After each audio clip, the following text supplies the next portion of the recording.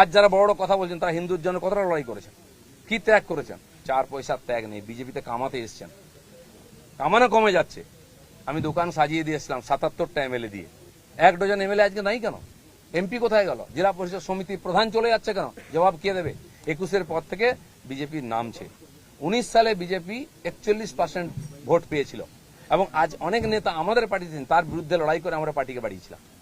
অনেকে প্রশ্ন করছেন 41% ভোট আর 121টা বিধানসভায় আমরা লিড নিয়েছিলাম। 5 বছর পরে 24 সালের ইলেকশনে সেই ভোট 39% নেমেছে আর 91টা বিধানসভায় আমরা লিড পেয়েছি। পার্টি এগোচ্ছে না পিছোচ্ছে? আমরা হার জিততে ভুলে গেছি 21 সালের পরে। প্রশ্ন করুন, পাবলিক কি দিয়েছেন সমাজে? কেন পার্টি নেমে গেছে? 250 লোকের প্রাণের বিনিময়ে যে পার্টি দাঁড় করিয়েছিলাম সে পার্টি কোথায় আজকে?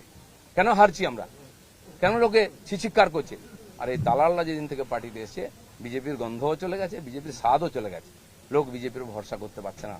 তাই ভরসা ফিরিয়ে আনার জন্য লড়াই করুন, নাটক করবেন না।